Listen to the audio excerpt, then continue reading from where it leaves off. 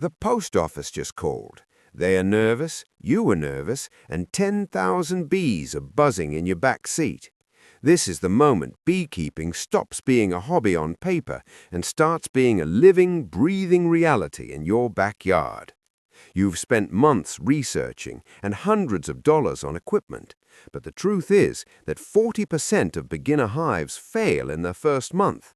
This rarely happens because of the beekeeper. Most often, it happens because they started with a junk nuke. Today, we are going to walk through the Category King method to audit, install, and turbocharge your first colony. We are moving beyond the basic advice of just hoping for the best. By the end of this, you will know exactly how to inspect your bees like a professional bee inspector, how to transition them into their permanent home without losing a single forager, and how to set them on a path to produce a massive honey crop in their very first year.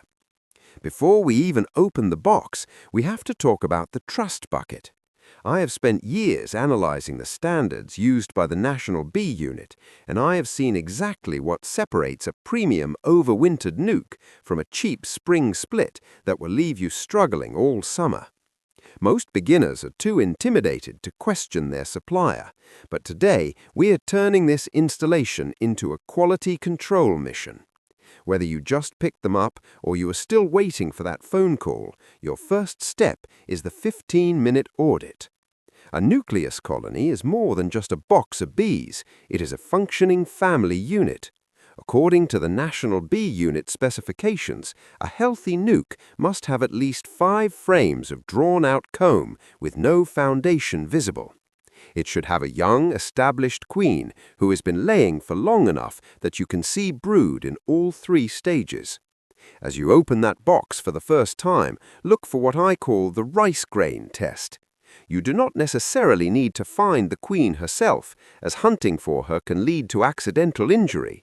Instead, look for eggs that resemble tiny grains of rice standing up at the bottom of the cells.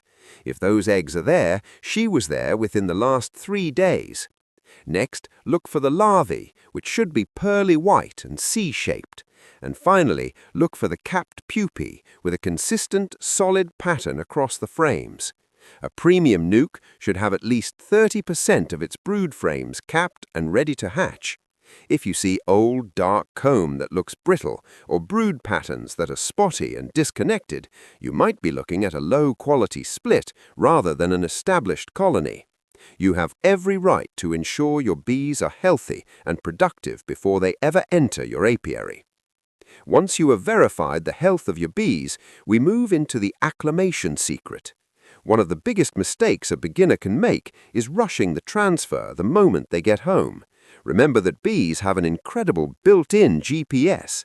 If you take them out of the box and dump them into a new hive immediately, your foragers will fly out, look for their old home, and find nothing. This leads to massive forager loss.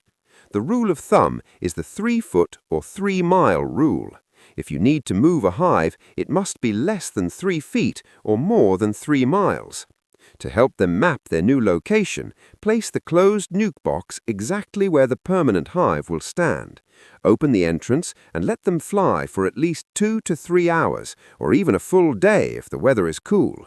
This allows them to perform orientation flights and lock in the coordinates of their new home.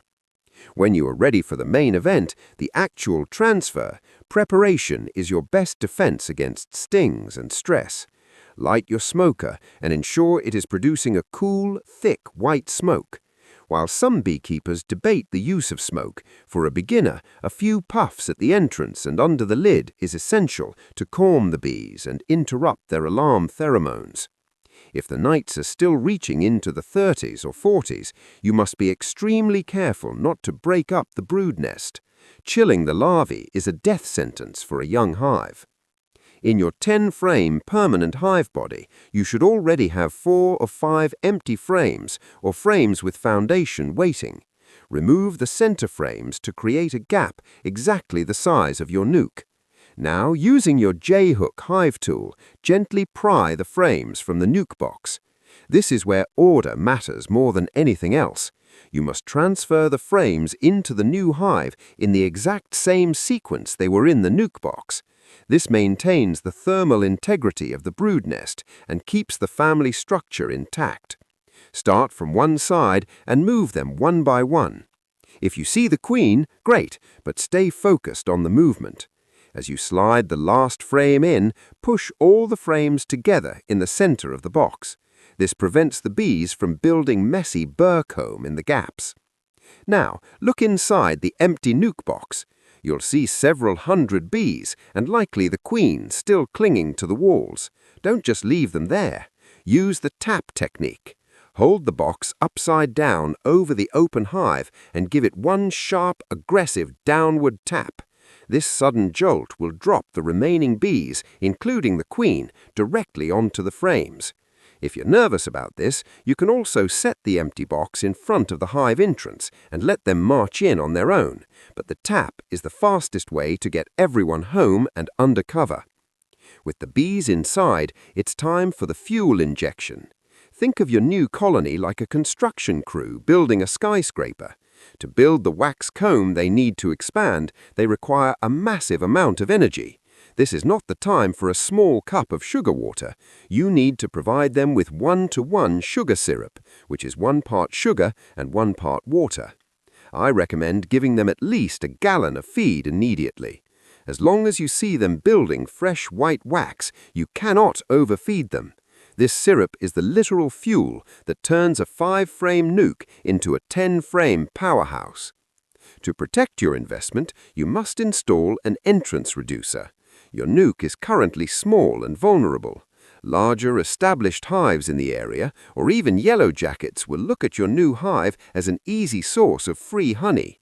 By reducing the entrance to a small 1-inch opening, you give your bees a defensible doorway that only a few guards can manage. Now let's talk about a professional outlier insight that most tutorials miss: the nuke pairing strategy. If you want to bypass the traditional 1-year wait for a honey harvest, you can pair 2 nukes side by side. By placing 2 5-frame nukes in a single divided hive body, or right next to each other under a shared honey super with a queen excluder, you create a massive field force. This combined energy can lead to a harvest of over 100 pounds of honey in your very first August. Your journey as a beekeeper doesn't end with the installation. It truly begins about 7 days from now. In 1 week, you will perform your first full inspection. You will look for that fresh white wax being drawn out on the new frames. You will check for newly capped brood, and you will ensure the syrup is being consumed. Most people will tell you to just hope for the best during your first year, but by performing a healthy audit today and following this structured installation, you are taking control of your colony's destiny. You are no longer just a beginner with a box of bees. You are a beekeeper with a plan. Welcome to the apiary.